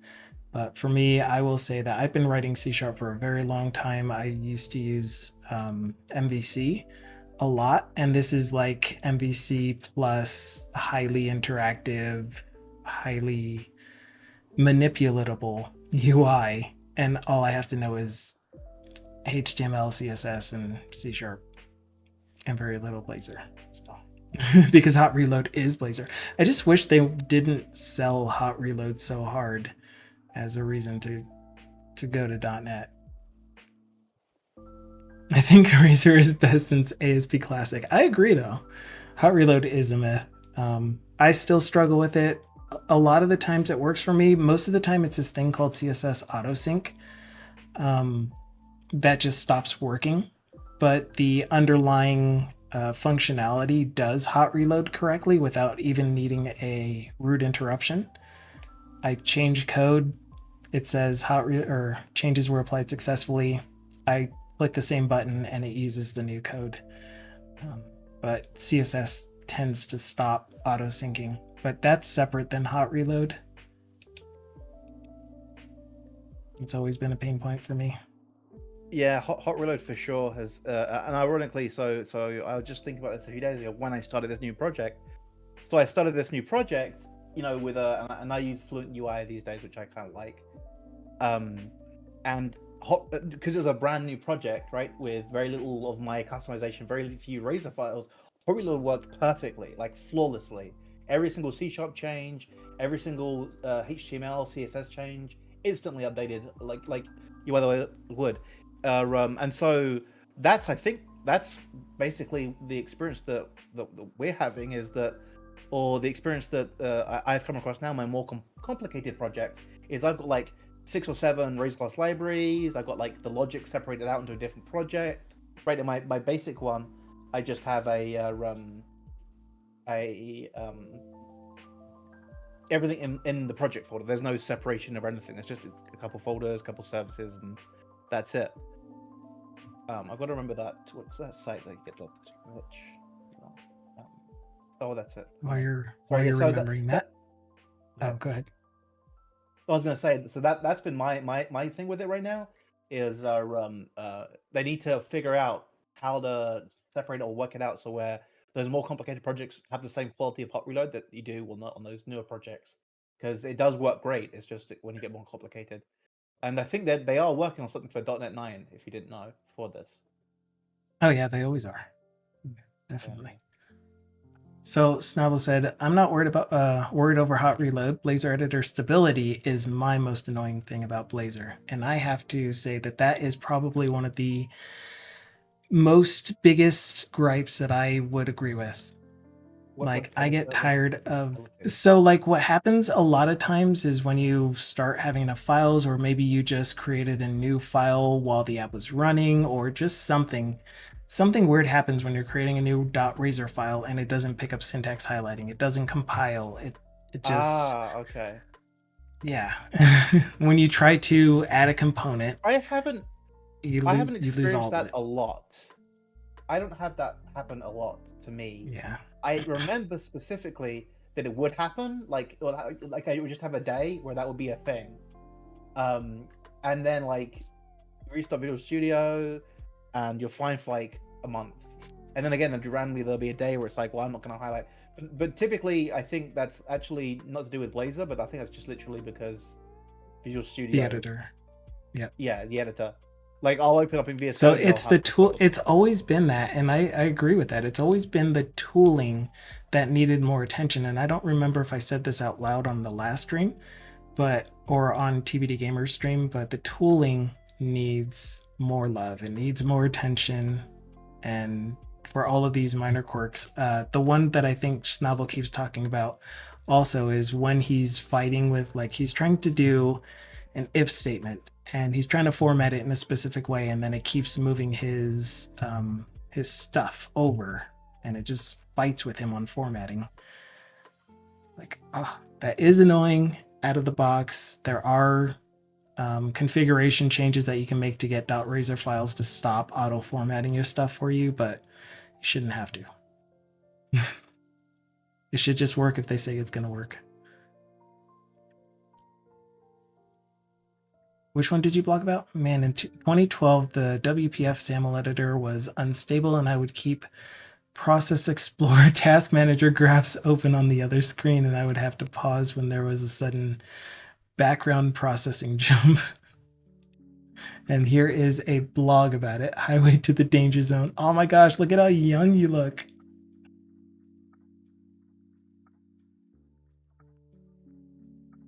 Same background still. How long have you been using that? Look at this hair. You could tell this is like a 20-year-old's hair. Anyway, we were looking at the blog. I was taken in a Scrum meeting. Now we can never say that you stole Primogen's background.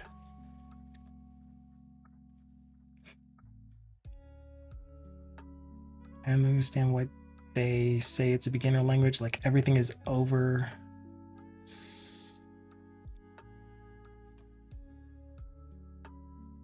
Oh, I can't parse that one, Violet Dragon. You can skip to the picture. Oh, okay. So here's where the jumps are.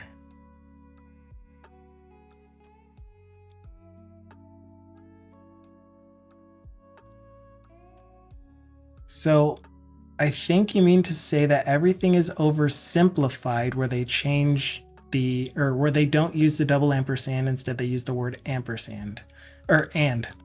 And that's why people are saying it is a beginner language, because it reads like language as opposed to having to know symbols and syntax like that. WPF Designer always sucked and it never got fixed as far as I know. In the end, I always edited as text and ignored the visual part. Yeah, and sometimes it's really dumb that you have to fall back to that. But if you do that in Visual Studio, or probably Writer, if Writer has the same issue with Razor files, it won't compile the .razor files, because it needs to first know that the .razor file is a partial class for that actual component. And if it doesn't, it doesn't treat it as content, and it's so annoying. And so what I usually end up doing is copying the content into a text file or renaming the file itself, creating a new file that's got the right name, pasting back in the content, and then it works. Enjoy your time at the gym. Have fun. President Usher says, saying what was a beginner language? Python. Python. I said it like that. And Deflex, if you're talking again, it's quiet. No, I'm just pretty quiet. Cool. Just listening. That was really nice of you to let me get your chat like that. Dang. Yeah, I was actually distracted, so it wasn't nice of me, really. But... It's a byproduct of distraction. Yeah. I was trying to get the freaking project away. I guess I've got a SQL error, so I guess I don't know why exactly I'm getting that error, but there you go. Oh, I think I know why. Ooh, yeah. Well, anyway, more distraction, I guess. Well, hold on. But no, I created a small little UI. I think I have an example of like I'll type something silly in or whatever, and it will fix it for me, format it, and then I can hit a button and I'll put it in chat. Use the example I gave. Oh yeah, right. Here you go. Here's an example. Oh, I missed that. We're discussing dreams as sometimes I do. Did you put it in the Stream Rooms chat or? Oh, sorry, I linked it right in Twitch chat. Oh no, that's fine.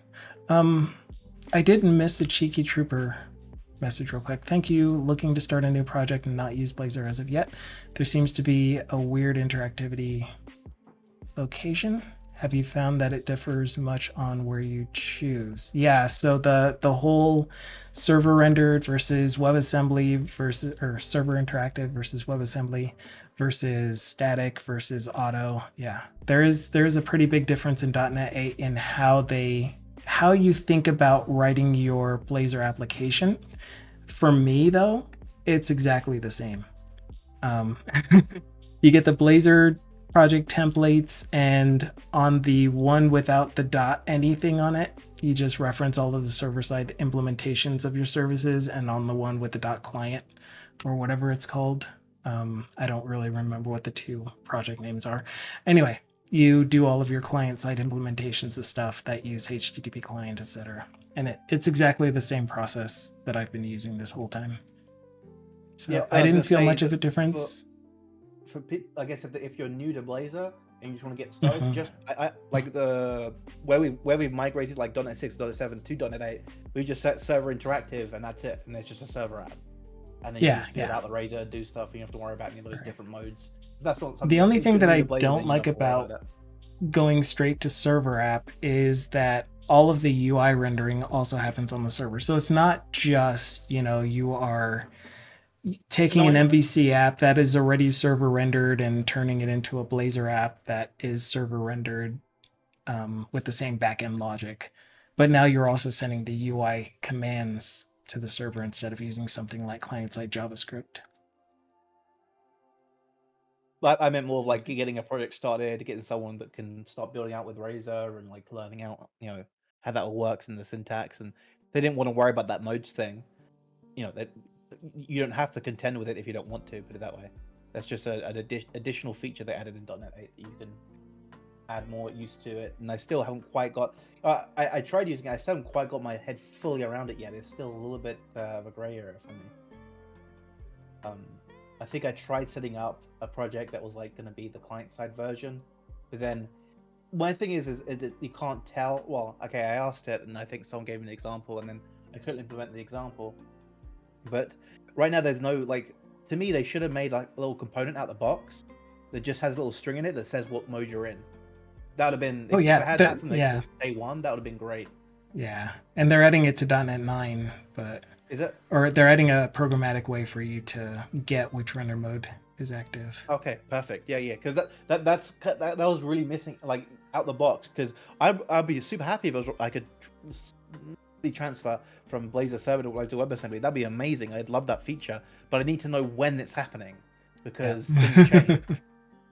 Yeah, and again, like for me, because of the way that I do that, everything is just an interface in the UI, and Blazor is a UI language, then none of my UI depends on whether you're running in server or client. Yeah, neither does mine.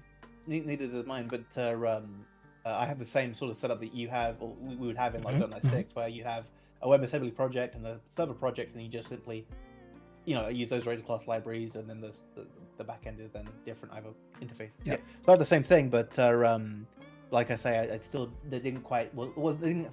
I couldn't quite figure my head around it. But yeah, I see you have my UI up there, and that's a very simple UI I have with on the left-hand side I've put in. It's called the deflux translator is what you should call it. Yeah. Translate from deflux to string language. Yeah.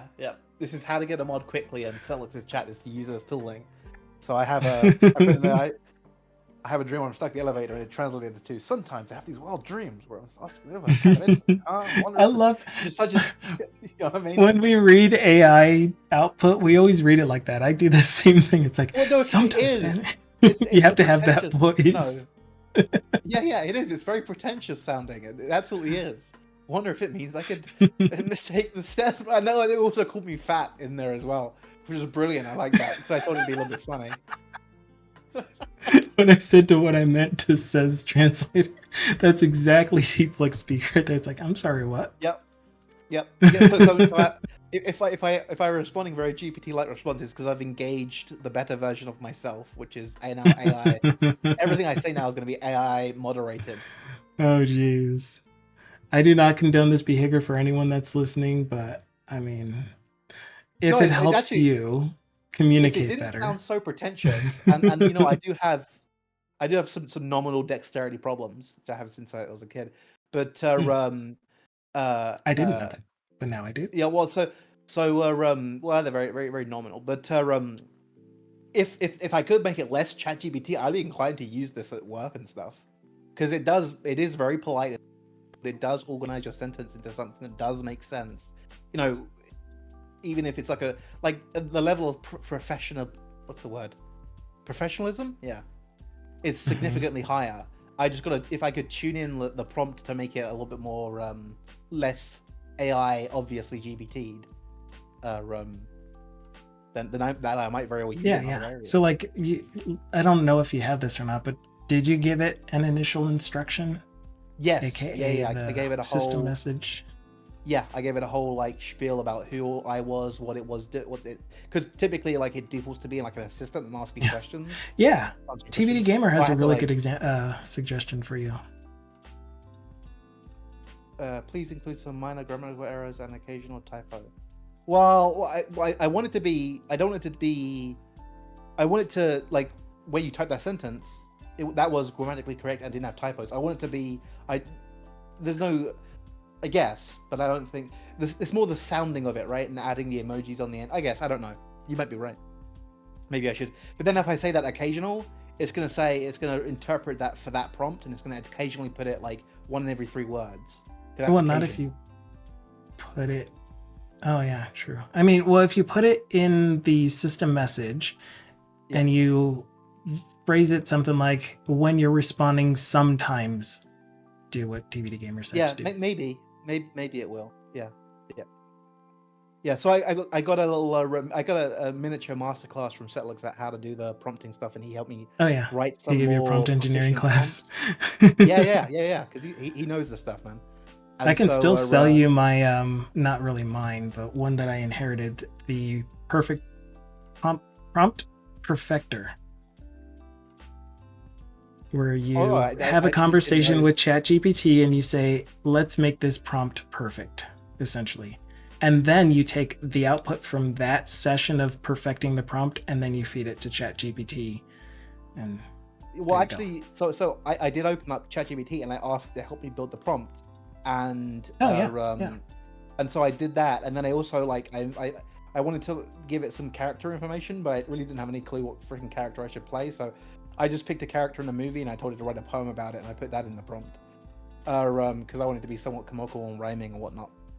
But anyway, I guess from listening to what Celix was saying, I guess what I had created wasn't that good. Well, what the GPT attempt to making a good prompt wasn't actually a good prompt. And he said, here's the reasons why you want to, dissuade from using things like your and me and things like this. He was pointing out that, and you want to be precise. And so yeah. Well, anyway, so it's definitely an art to it. It's definitely it's a form of engineering within itself.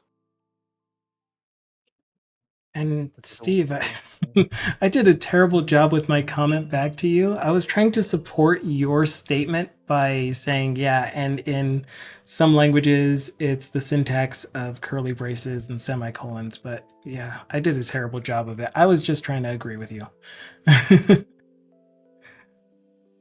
That was all.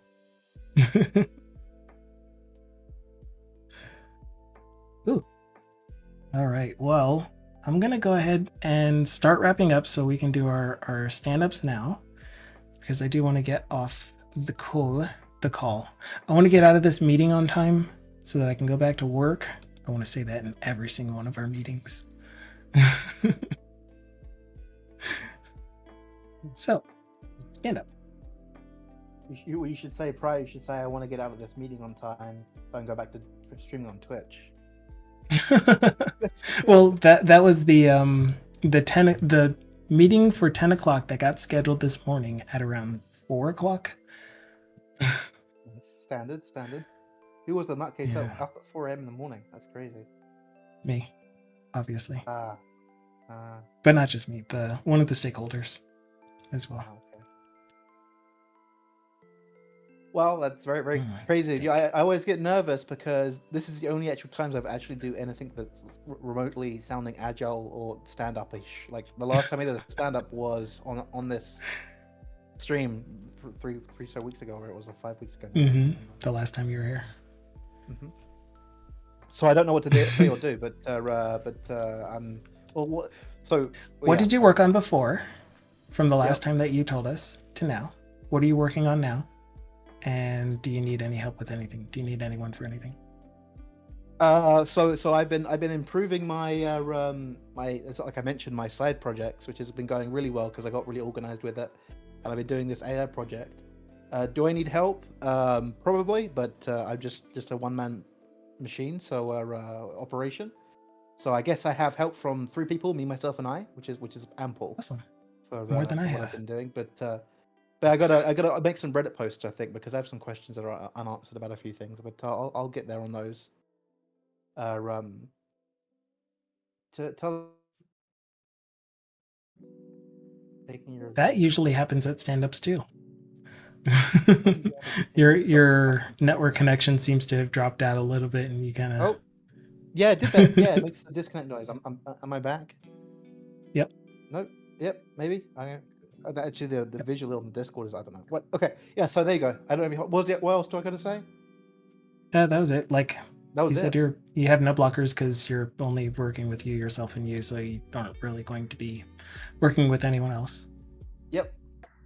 So that works. Yep. There we go. All right then. Well, thank you so much for being on the voice channel. For as short as it was still really good having you. Yeah, so I'll have to ignore LiveCoding's advice there with the stream of me, so I got it 3 times. I shall let you get out on time, so I shall disconnect. Thank you again as always. I appreciate you, and I promise someday I will stream, but quite a lot going on. That'd be nice to see. Yep. Ta-ra for now. Ciao. And peace. All right, thank you so much, D-Flex. That was really cool of you to be here in those last moments of the stream. My stand-up is I'm going to continue updating our Figma. We have a new team that is wanting to add UI to our app for very specific purposes. And on top of that, I had also been wanting to update our Figma so that it is easier for any new person coming into the project, Winku, to to be able to understand how our UI is structured, the different views on it, etc. Make it easier to manage, and then if they have design skills, to be able to add to it as well and clean things up and hopefully make it an amazing product. Because I really do, I've said this before, I'm going to this screen 100 million times, I love the product that I'm working on. There are just a lot of cultural things that I knew were going to be there. Peter told me about them, many people told me about them, and I was like, I still want to experience them to know how I would react in them, and now I know. I have the experience of it, and I'm better for it. But yeah, maybe someday it'll be for me. TBD Gamer did make a remark on my comment about the meeting. I have a meeting in 30 minutes. Who schedules meetings for 3 p.m. on a Friday to discuss things we can do better? That was exactly what the meeting was about. Maybe not scheduled meetings for Friday afternoon. It was a meeting to talk about where we are in our current work items. What is the status of all of them for our current release, which we're going to hopefully have released by next Thursday. And that will be the last release that I'm doing with the team.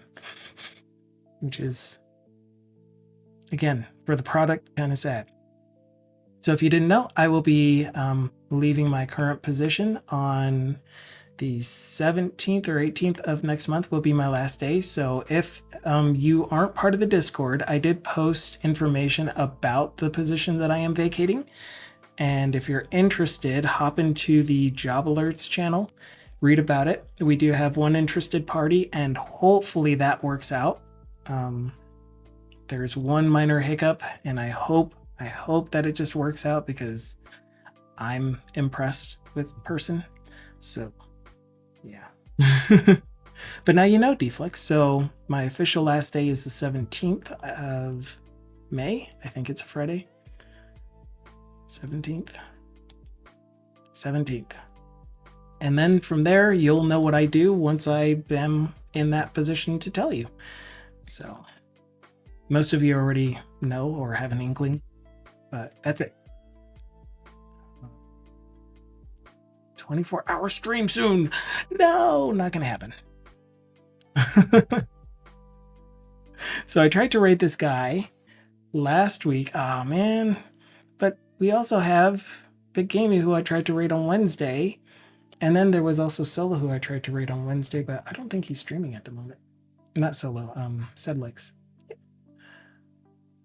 Man, so many good streamers on right now. I am spoilt for choice. We got Simple Game Dev. We got Sorcery Story. We got Solo Solipsis, Connie Dev, Big Gamey, best bits of the gaming world. Bit Gamey is who I'm trying to add to my multi-stream. Hopefully it doesn't freeze when I add him. I should have done this after rating, but I don't know. Does anyone have a preference from all those that I just said? I could definitely manage a 24-hour stream. It's just I would prefer not to, because there are a lot of things that I want to do otherwise. I haven't rated Sorcerer Story before, but she is really, really entertaining. Or maybe I did. Maybe I did once. Did I? She's a game developer who is working on this really cool 8-bit looking game. I've only been lurking in her channel. I don't really talk on it very much. I don't even have her turned up very loud. It's just one of those channels that I love to look over and see what she's working on. Oh, she's about to raid out to Jackie. Then no. I will not raid someone that is already raiding. I want to raid someone that I will be lurking on their channel for a whiles.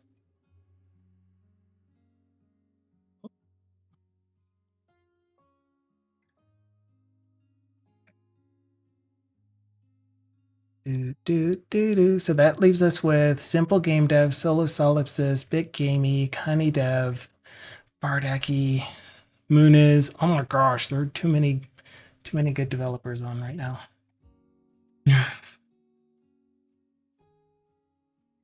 Most of them are game developers. Solo Solipsist is working in mixed reality.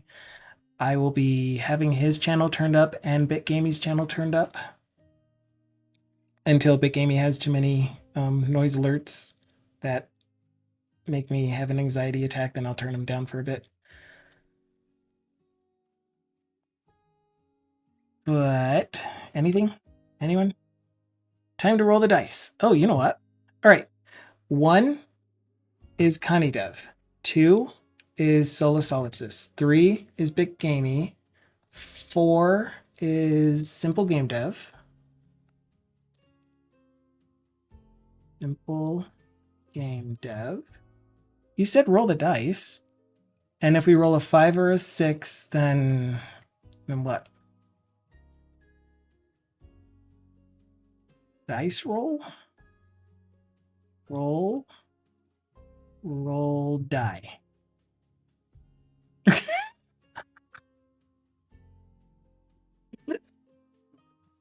Not helpful. My goodness. No matter how many people are working on the game, I would imagine a solo solipsist would consider it a solo effort anyway. Okay, so anyway, Deflux did give us a preference, so we rolled a 2. I do love going over to solo stream because mixed reality is definitely the technology that I want to get into. Wait, you called it? I thought you were recommending it. Both. All right then. Awesome. We're going to head over there. Thank you all for joining today. I hope you had fun. I hope you enjoyed yourself or got whatever you wanted to get out of it. I will be posting this video, to the VOD for this stream, to YouTube at some point in time in the future. Anytime between now and the end of next stream. I'm pretty sure it'll happen at some point. Dukasoft has a raid message for us. Yeah. So I will be back again on Monday. And we'll be back to doing UI design on the stream application. Feel free to join us again. 10:30 a.m. Mountain Daylight Time. UTC -6. I think it's Mountain Daylight Time right now. Daylight savings is when the clock goes the other way. I don't know. It's one of them. It's Mountain Time. UTC -6. No, why did his screen go black? Okay, good. I need to unmute multi-stream. All right, that's it. Feel free to join our Discord as well. It's a pretty quiet Discord, but we have a lot of really helpful people when you do ask a question. They're welcoming, they're friendly, they're amazing. Okay, that really is it. Ciao.